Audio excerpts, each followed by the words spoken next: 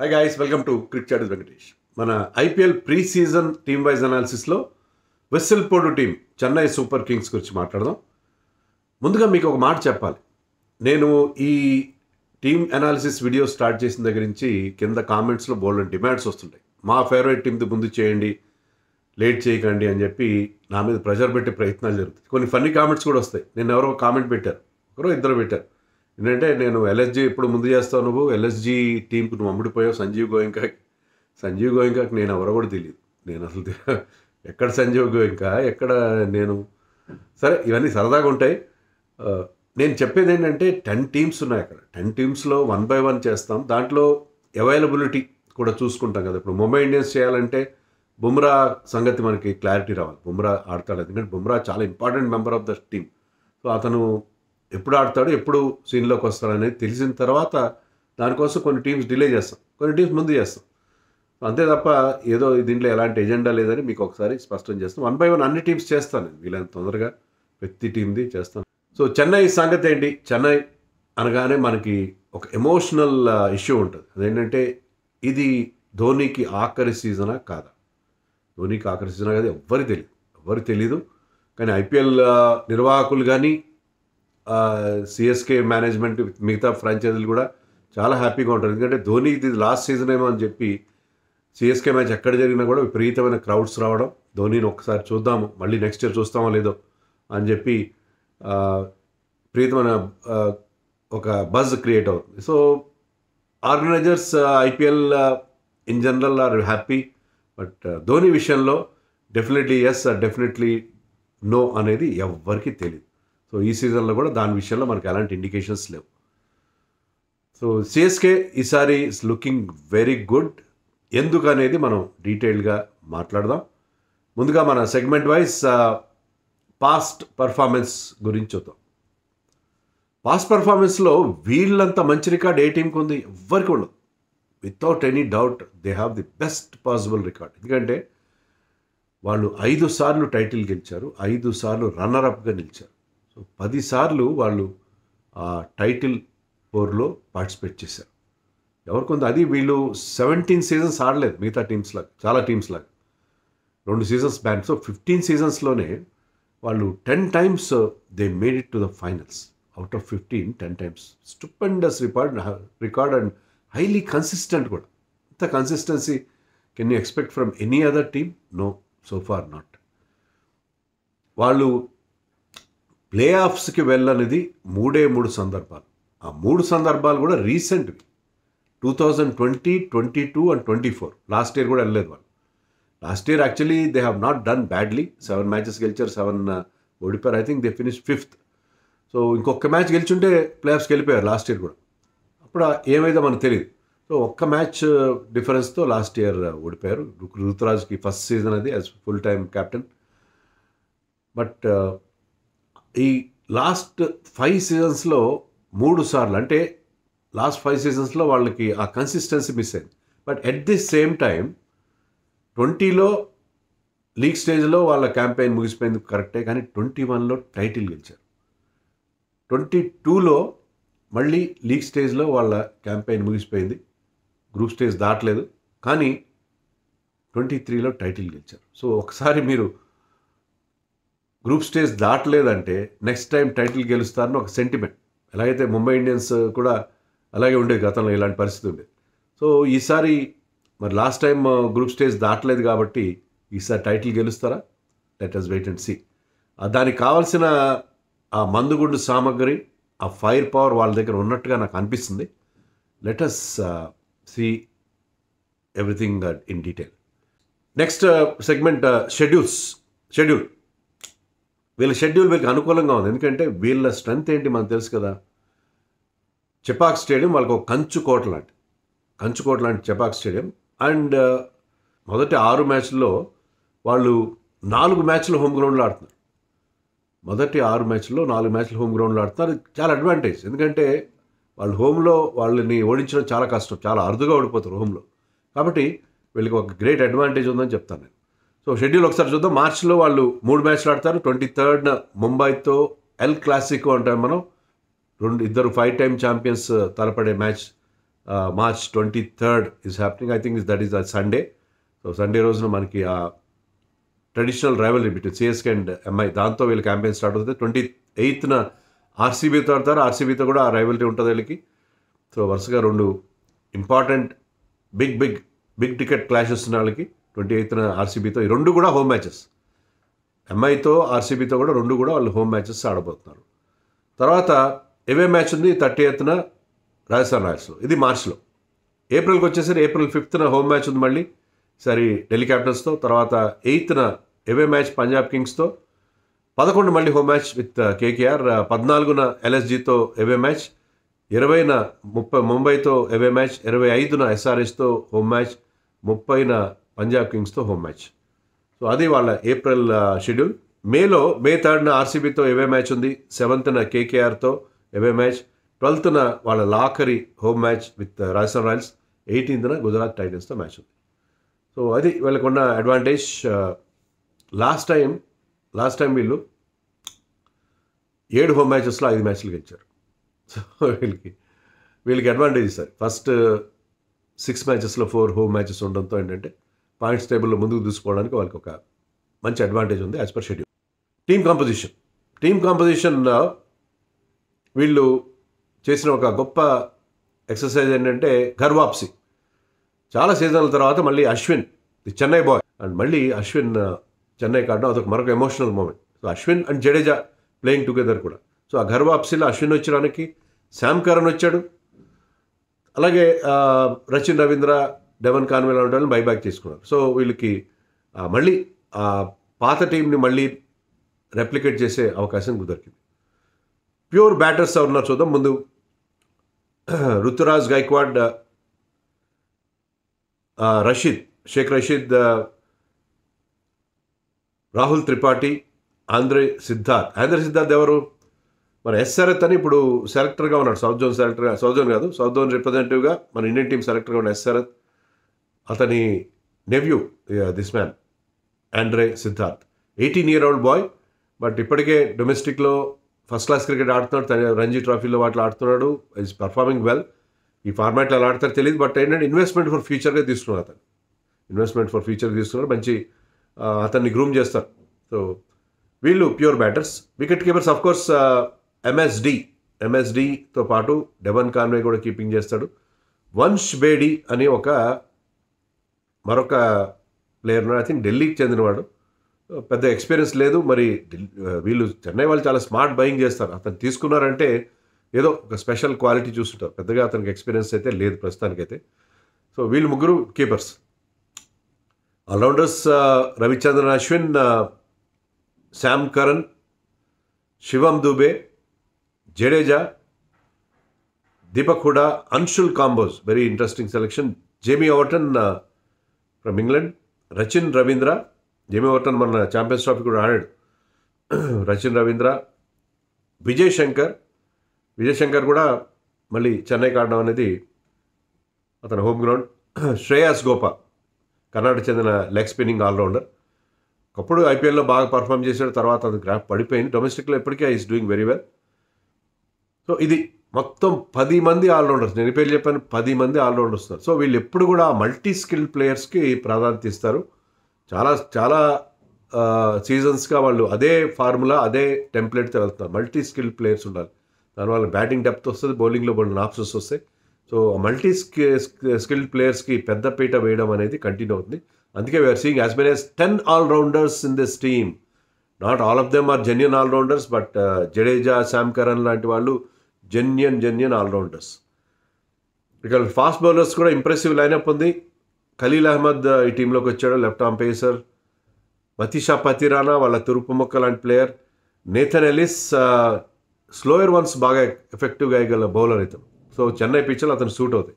ముఖేష్ చౌదరి గతంలో కూడా సిఎస్కేకి ఆడిన ప్లేయర్, చాలా బాగా పర్ఫామ్ చేశాడు గతంలో, లెఫ్ట్ ఆర్మ్ పేసర్. కమలేష్ నగర్కోటి ఒకప్పుడు అండర్-19 స్టార్. తర్వాత అతను ఇంజరీస్ వల్ల వాటి వల్ల అనుకున్నంత ఎఫెక్టివ్గా వెళ్ళాడు. కానీ అతనిలో ఉన్న పొటెన్షియల్ వీళ్ళు చూశారు. అందుకే వాళ్ళు మంచి హోంవర్క్ చేసి పిక్ చేస్తారు. సో అలా తీసుకొచ్చారు. Gurjanpreet Singh, he's not from Punjab, he's a Chennai boy. చెన్నైకి ఆడతాడు. పేరు చూస్తే Punjabi but plays for Chennai. ఇతను మంచి టాల్ బౌలర్, 6'3" హైట్ ఉంది ఇతనికి, 6'3" హైట్ ఉంది, లెఫ్ట్ ఆర్మ్ పేసర్. సో ఇలాంటి టాల్ పేసర్ ఇండియాకి కావాలి. సో చెన్నైలో ఆడితే అన్షుల్ కాంబోజ్ కానీ ఇతను కానీ నేను చూస్తుంది ఏంటంటే వీళ్ళు ఆ చెన్నైలో ఉన్న అక్కడ వాళ్ళు సానబడితే చెన్నైలో ధోని అండర్లో వాళ్ళు కనుక మంచి మెరికల్. మనం చూసాం గతంలో మన్ప్రీత్ గోని, మోహిత్ శర్మ ఇలా ఎంతోమంది పేసర్స్ ఇండియాకి ఆడడం చూసాం మనం చెన్నైకి ఆడిన తర్వాత. సో అలాంటి పేసర్స్ కాదు చాలామంది. సో ఈ చెన్నైలో ఆడడం అతనికి చాలా పెద్ద అడ్వాంటేజ్ అవుతుంది. చెన్నై కానీ ముంబై కానీ ఆడితే ఏంటంటే మీకు ఇండియన్ టీంలో ఎంట్రీకి అంటే అక్కడ ఉన్న కోచింగ్ సిస్టమ్, అక్కడ ఉన్న ఎకో సిస్టమ్ చాలా బెటర్ ఎకో సిస్టమ్ ఉంటుంది కాబట్టి మీకు ఇండియాకి ఆడే అవకాశం. గుర్జన్ ప్రీత్ సింగ్, ఎందుకంటే India is looking for tall pacers. So ఇలాంటి ఒక టాల్ పేసర్ అతను. His record is impressive. తమిళనాడుకి ఆడిన కొద్ది మ్యాచ్లో. రామకృష్ణ కోసం మరొక పేస్ బౌలర్ ఉన్నారు, బౌలింగ్ ఆల్రౌండర్ యాక్చువల్లీ, మహారాష్ట్రకి ఆడతాడు, ఎక్కువ పెద్ద ఎక్స్పీరియన్స్ లేదు, అతనిలో కూడా టాలెంట్ చూశారు అందుకే తీసుకున్నారు. తర్వాత వీళ్ళకున్న ఒకే ఒక ఫ్రంట్ లైన్ స్పిన్నర్ అనండి, ఇలా specialist spinner Noor Ahmed from Afghanistan. So Noor Ahmed selection చాలా ఇంట్రెస్టింగ్. సో వీళ్ళకున్న ఆ స్పిన్ బౌలింగ్ అస్త్రాలకి మరింత పదును పెడతాడు నూర్ అహ్మద్. ఇది వీళ్ళ టీమ్ కాంపోజిషన్. వీళ్ళ లైక్లీ 11 కూడా చాలా ఇంప్రెసివ్గా ఉంది. Ruturaj Gaikwad will open with Devon Conway. Devon కాన్వేనా రచిన్ రవీంద్రనా? Devon Conway already proven, already 2-3 సీజన్లు ఆడాడు. ఈ సీజన్ టీంకి 2 సీజన్లు అనుకుంటా, చాలా బాగా పర్ఫామ్ చేశాడు. And he's formed a very good partnership with Ruturaj Conway combination బ్రహ్మాండంగా వాళ్ళకి కలిసి వచ్చింది. సో డెవన్ కాన్వేతోనే ఓపెన్ చేస్తారని అనుకుంటున్నాను. రచిన్ రవీంద్ర ఈ ఫార్మాట్కి అంతా ఈ played 1 season, few matches last season, ఈ ఫార్మాట్కి అతను అంత సూటబుల్ కాదేమో. డెఫినెట్లీ అతను one of the world class players, డెఫినెట్గా బ్రహ్మాండ ఫ్యూచర్ ఉంది. ఈ ఫార్మాట్లో ఇంకా వర్క్ ఇన్ ప్రోగ్రెస్ ఏమో నాకు అనిపిస్తుంది. బట్ చెప్పలేము మనం, అతను బాగా ఆడుతున్నాడంటే ఇద్దరి మధ్యలో ఒక టాస్ అప్ ఉంటుంది, ఇద్దరు కివీస్ మధ్యలో. But I think to start with Conway will open with Ruturaj అని అనుకున్నాను. రాహుల్ త్రిపాఠి చాలా టాలెంటెడ్ ప్లేయర్. ఒకప్పుడు ఐపీఎల్లో బాగా ఆడి ఇండియన్ టీంలో కూడా ప్లేస్ సంపాదించాడు. సడన్గా గ్రాఫ్ పడిపోయింది. I didn't have a great season with SRH last year, but he's a very good player. స్టార్టింగ్లో కాస్త ఫిడ్జెటీగా ఉంటాడు, కాస్త షేకీగా ఉంటాడు స్టార్టింగ్లో. ఒకసారి సెటిల్ అయిన తర్వాత he can play very well. So Rahul Tripathi already rising Pune super జెయింట్స్కి ఆడాడు ధోని ఉన్నప్పుడు. ధోని అప్పుడు కెప్టెన్ కాకపోవచ్చు ఐ థింక్ 2017లో, but still Dhoni has seen him from close quarters. So Dhoni అతన్ని హ్యాండ్ పిక్ చేసాడు అనుకుంటున్నాను. సో రాహుల్ త్రిపాఠి లాంటి ప్లేయర్స్ వేరే దగ్గర అంతంత మాత్రంగా ఆడినా, మన గతంలో రహానే విషయంలో, శివం దూబే లాంటి విషయంలో మనం చూసాం కదా, ఇక్కడికి వస్తే వాళ్ళు ట్రాన్స్ఫార్మ్ అయిపోతారు. సో రాహుల్ త్రిపాఠిలో ఆ టాలెంట్ ఉంది. I use to like him a lot. So అక్కడ అతని ఫుల్ పొటెన్షియల్ ఇక్కడ రిలీజ్ అవుతుందని నేను ఎక్స్పెక్ట్ చేస్తున్నాను. Not very young, but Rahul Tripathi మళ్ళీ ఇక్కడ ఐపీఎల్లో బ్రహ్మాండం కంబ్యాక్ కావచ్చు. ఇండియన్ టీంలో కూడా ఎంట్రీ ఇచ్చినా ఆశ్చర్యం లేదు. అక్కడ బౌలర్తో కాంపిటీషన్ ఉంది, వేరే విషయం.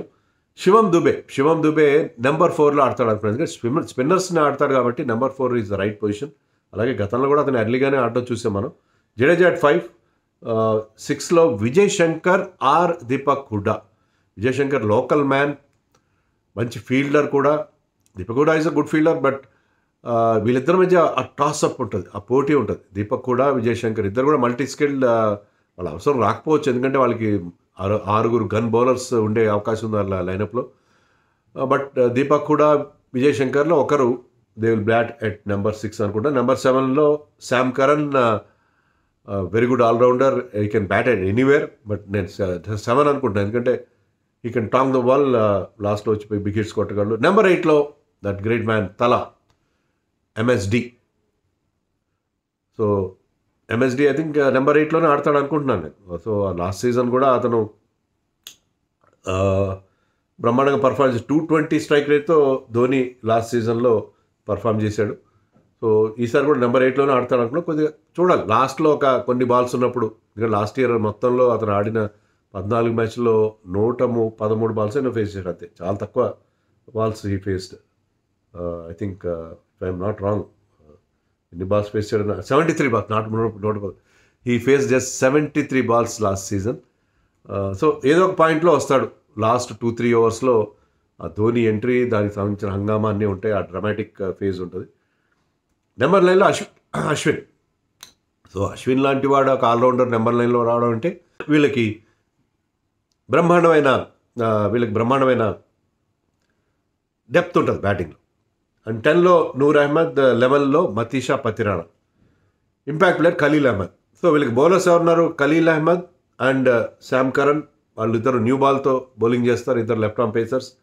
అండ్ పతిరానా బ్యాక్ ఎండ్లో బ్రహ్మాండంగా బౌలింగ్ చేస్తారు. సో 3 పేసర్స్ ఉన్నారు, ముగ్గురు బ్రహ్మాండమైన స్పిన్నర్స్ ఉన్నారు. సో అశ్విన్ జడేజా కాంబినేషన్, ఆ స్పిన్ ట్విన్స్ మళ్ళీ వాళ్ళిద్దరితో పాటు నూర్ అహ్మద్ ఒక లెగి, ఇద్దరు ఫింగర్ స్పిన్నర్స్ అయితే ఒక wrist spinner and Noor Ahmad chinaman bowler. So 6 top class options ఉన్నాయి. ఇంకా వాళ్ళకి వేరే ఆప్షన్స్ కూడా ఉంటాయి, కానీ శివం దుబే కెన్ బౌల్, విజయ్ శంకర్, హుడ్డా వీళ్ళందరూ కూడా బౌలింగ్ వేయగలరు. బట్ వాళ్ళ అవసరం కూడా రాకపోవచ్చు, అంత మంచి బ్యాలెన్స్.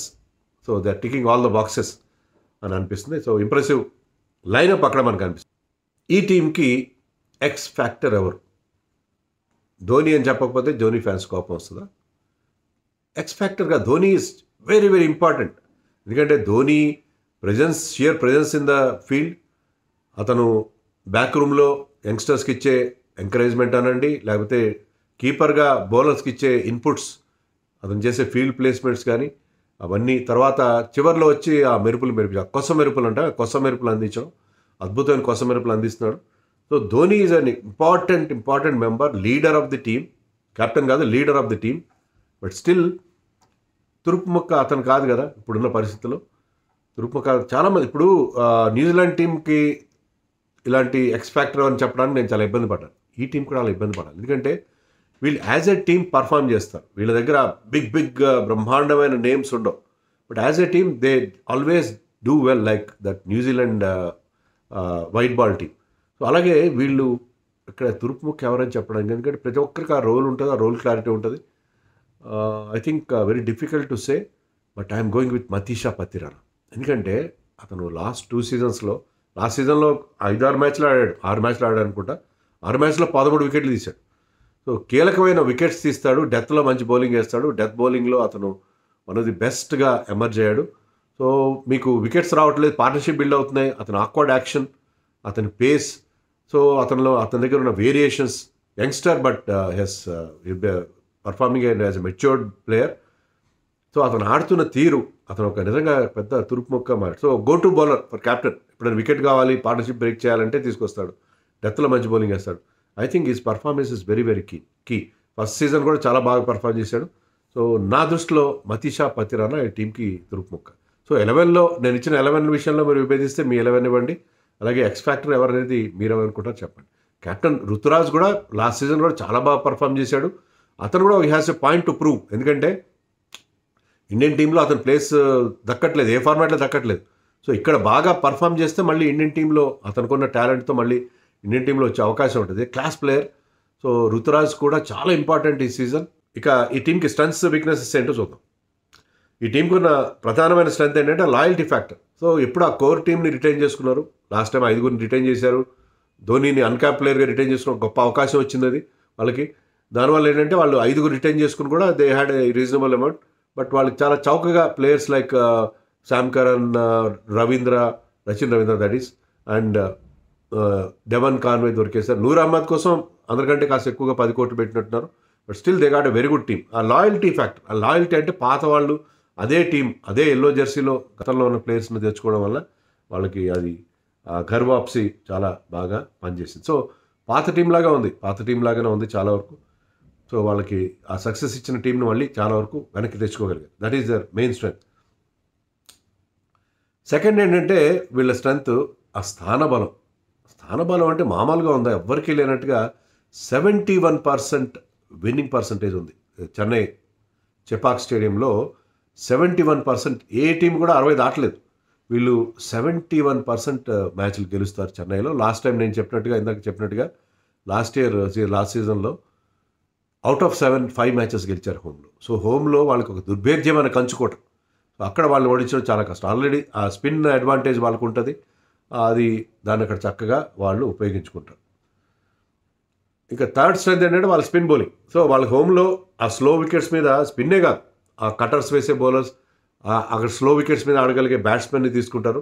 సో హోమ్ అడ్వాంటేజ్ని వీళ్ళు వాడుకున్నట్టుగా ఎవరు వాడుకున్నారు. స్పిన్ వీళ్ళకి స్ట్రెంత్. ఎందుకంటే అశ్విన్ ఎప్పుడైతే జడేజా చేరాడు, అశ్విన్ ఎవరితో కాంపుడు, అశ్విన్ చహల్ కాంబినేషన్ ఆర్ఆర్కి చాలా మంచి రిజల్ట్స్ ఇచ్చింది. సో ఇద్దరు మంచి స్పిన్నర్స్ మీ టీంలో ఉంటాయి ఐపీఎల్లో. ఇద్దరు గన్ స్పిన్నర్స్ మీ టీంలో ఉంటే చాలా పెద్ద అడ్వాంటేజ్. చాలా టీమ్స్ దాన్ని ఇగ్నోర్ చేస్తున్న ఫ్యాక్ట్ అది. మీకు ఇద్దరు మంచి స్పిన్నర్స్ ఉండాలి ఐపీఎల్‌లో. IPL is played in India. Sub continental కండిషన్స్‌లో స్పిన్నర్స్ ప్లే క్రూషియల్ రోల్. ఇద్దరు టాప్ క్లాస్ స్పిన్నర్స్ కనుక మీ టీంలో ఉంటే మీకు కేకేఆర్ చూడండి, సునీల్ నారాయణ్ అండ్ వరుణ్ చక్రవర్తి. అలాగే ఢిల్లీ క్యాపిటల్స్‌కి కుల్దీప్ అండ్ అక్షర్ పటేల్. మిగతా టీమ్స్ ఇగ్నోర్ చేస్తున్న ఫ్యాక్టర్. సార్ ఎస్ఆర్హెచ్ లాంటి టీమ్స్ అలాంటి సెలక్షన్ చేసే ప్రయత్నం చేశాయి. బట్ నేనేది ఏంటంటే ఇద్దరు ఉన్నారు. వాళ్ళిద్దరితో పాటు నూర్ అహ్మద్ వాళ్ళకి థర్డ్ డైమెన్షన్ ఇస్తాడు. అతను పిక్ చేయడం కష్టం. Left arm chinaman bowler like our Kuldeep. So వీళ్ళు ముగ్గురు ఉండడం వీళ్ళకి చాలా పెద్ద అడ్వాంటేజ్. అలాగే శ్రేయస్ గోపాల్ ఉన్నాడు. తర్వాత మిగతా కొంతమంది పార్ట్ టైమర్స్ కూడా ఉన్నారు కాబట్టి ఈ టీం కొన్ని అడ్వాంటేజ్ అదొకటి. తర్వాత ఆల్రౌండర్స్ ఈ టీంకు ఉన్న మరొక పెద్ద స్ట్రెంత్. ఆల్రెడీ చెప్పినట్టు 10 మంది ఆల్రౌండర్స్ ఉన్నారు.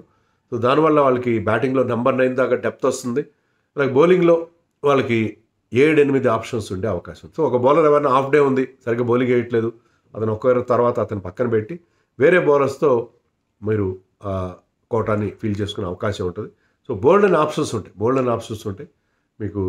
Of spinning options Ashwin Hooda ఉంటారు. లెఫ్ట్ ఆర్మ్ స్పిన్నింగ్ ఆప్షన్స్ ఇద్దరు రవీంద్రలు ఉంటారు. ఇలాగా వీళ్ళకి చాలా చాలా ఆప్షన్స్ మనకి కనిపిస్తున్నాయి.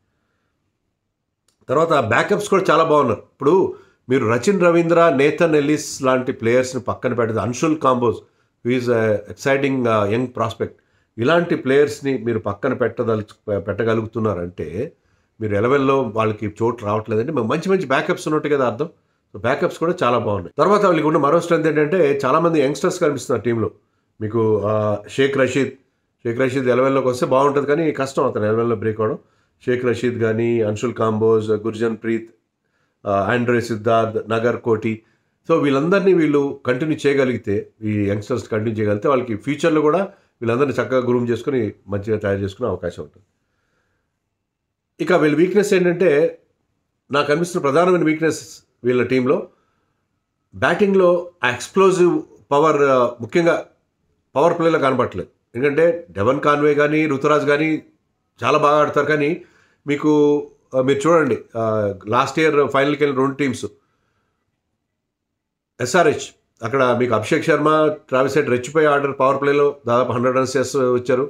అలాగే కేకేఆర్కి మీరు చూస్తే అక్కడ కూడా మీకు సాల్ట్ అండ్ నరైన్ పవర్ ప్లేలో రెచ్చిపోయి క్విక్ రన్స్ చేయడం, అది ఒక విన్నింగ్ ఫార్ములా కనిపించింది. మరి వీళ్ళకి అలాంటి ఎక్స్ప్లోజివ్ పవర్ ప్లేలో కనబట్టలేదు. కొన్ని మార్పులు చేసినా కూడా మీకు ఆ ఎక్స్ప్లోజివ్ ఫైర్ పవర్ రాదు. అంటే చెన్నైలో అంత బ్యాటింగ్ అనుకూలమైన పిచ్లు ఉండవు, కానీ లాస్ట్ టైం చెన్నైలో కూడా 200+ రన్స్ వచ్చినాయి. సో ఆ ఎక్స్ప్లోజివ్ ఫైర్ పవర్ వీళ్ళ బ్యాటింగ్లో లేదని అనిపిస్తుంది. Shivam Dube is a big hitter, but he comes much later. Shivam Dube మినహాయిస్తే ఈ టీంలో అలాంటి ఇప్పుడున్న, అంటే ఐపీఎల్ నెరేటివ్ మారిపోయింది, ఐపీఎల్ డైనామిక్స్ చేంజ్ అయినాయి. మీరు పెద్ద స్కోర్లు చేయాలి, 250+ అనేది చాలా కామన్ అయిపోయింది. 300 ఈ సీజన్లో వచ్చిన ఆశ్చర్యం లేదు. అలాంటి ఎక్స్ప్లోజివ్ ఫైర్ పవర్ లేకపోవడం వీళ్ళ విషయంలో నాకు అనిపిస్తున్న ప్రధానమైన లోపంగా నాకు అనిపిస్తుంది. తర్వాత వీళ్ళకి పేస్ బౌలింగ్లో Khaleel and Sam Curran are very good, but ఒక థర్డ్ సీమర్ మీకు న్యూ బాల్తో బౌలింగ్ వేయగల థర్డ్ సీమర్ కనబడలేదు. అదే మీకు మిగతా టీమ్స్తో అంటే దీపక్ చహర్ లాంటి bowler who can give you wickets in the power play, Bhuvneshwar Kumar, Deepak Chahar, ఇలాంటి బౌలర్స్, ట్రెంట్ బోల్ట్ లాంటి బౌలర్స్ వీళ్ళకి కనపడలేదు. Khaleel has done well last season for Delhi, but power ప్లేలో మళ్ళీ అగైన్ పవర్ ప్లేలో మంచి ఇవ్వగల లేరు అని అనిపిస్తుంది. తర్వాత ఫినిషర్స్ కూడా మీకు శివం దుబేని మీరు స్పిన్ అగేన్స్ట్గా ఉండడం కోసం మిడిల్ ఆర్డర్లో పంపిస్తున్నారు, కానీ లోయర్ మిడిల్ ఆర్డర్లో మీకు ఆ ఫైర్ పవర్ కూడా లేదు. వీళ్ళు ధోని ఉన్నాడు, ధోని ఎన్ని బాల్స్ ఆడుతున్నాడు, అతను ఇంజరీ అనండి వాట్ ఎవర్, ఇప్పుడున్న దాంట్లో అతను ఈజ్ ప్లేయింగ్ ఓన్లీ ఒక 15-20 బాల్స్ కంటే ఎక్కువ ఆడట్లేదు, 15 బాల్స్ ఆడుతున్నాడు ధోని. సో వీళ్ళకి జడేజా కానీ శామ్ కరణ్ కానీ అంత ఎక్స్ప్లోజివ్ ఫినిష్ ఇవ్వగలరా కొన్ని టీమ్స్ కొన్నట్టుగా? ఇప్పుడు Heinrich Klaasen type of finish ఇవ్వగల ప్లేయర్స్ అది కూడా లేకపోవడం వీళ్ళకి లోపం. బట్ ఓవరాల్గా టీం చాలా బాగుంది. ఇక వీళ్ళ గేమ్ ప్లాన్ ఎలా ఉండాలో చూద్దాం. గేమ్ ప్లాన్ ఏంటంటే, నేను చెప్పిన 11లో నూర్ అహ్మద్ని మీరు ఆడించాలి థర్డ్ స్పిన్నర్, కానీ కొన్ని గ్రౌండ్స్లో ఇప్పుడు మీరు ఆర్సీబీ ఆడతారు ఎక్కడ చిన్నస్వామిలో, లేకపోతే ముంబైతో వాంఖేడేలో ఆడతారు. అక్కడ మీకు ముగ్గురే స్పిన్నర్స్ లగ్జరీ అవుతారు. చిన్న గ్రౌండ్స్ అక్కడ స్పిన్నర్స్ని ఈజీగా బౌండరీలు కొట్టే అవకాశం ఉంటుంది. సో అక్కడ ఈ need third extra pacer.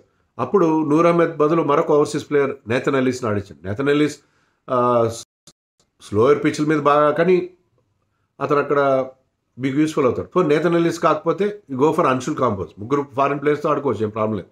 Anshul combos. So మీరు ఇదే ముగ్గురు స్పిన్నర్ల ఫార్ములా ప్రతిసారి ఆడాల్సిన అవసరం లేదు. మీరు నూర్ అహ్మద్ నో డౌట్ ఈసారి చాలా సక్సెస్ అవుతాడు, చెన్నై ఫోల్డ్లోకి వచ్చాడు కాబట్టి అని అనిపిస్తుంది. బట్ స్టిల్ కొన్ని సందర్భాల్లో హార్సెస్ ఫర్ కోర్సెస్ మీరు ఒక ఎక్స్ట్రా పేసర్ని కొన్ని గ్రౌండ్స్లో ఆడించుకుంటే బాగుంటుందని నాకు అనిపిస్తుంది. సో అది గేమ్ ప్లాన్. అంతకంటే మనం పెద్దగా వాళ్ళకి చెప్పేదే ఉండదు. Dhoni knows much better than what they have to do. తర్వాత prediction. This team is looking very good. Looking very good. నేను చెప్పినట్టుగా వాళ్ళ ఫస్ట్ చాయిస్ 11 చాలా బాగుంది. బారింగ్ ఇంజరీస్ చాలా చాలా ఇంప్రెసివ్గా మనకు అనిపిస్తుంది. కాబట్టి ఐ థింక్ ఈసారి వీళ్ళు వన్ ఆఫ్ ది ఫేవరెట్స్ అని నాకు ఎందుకో అలా ఫీలింగ్ కలుగుతుంది. This could be Thala's last season కూడా. సో ఈసారి టైటిల్ కొట్టేసి ధోని గుడ్ బై చెప్తే, Ruturaj second season as captain చేస్తున్నాడు. As grown in stature as captain. India కూడా క్యాప్టెన్ చేశాడు. సో ఇప్పుడు ధోని రిటైర్మెంట్ ఇవ్వడానికి కూడా ఇది రైట్ టైం ఏమో బహుశా. సో టైటిల్ గెలిచి రిటైర్మెంట్ ఇచ్చినా ఇవ్వచ్చు. ఏమంటారు?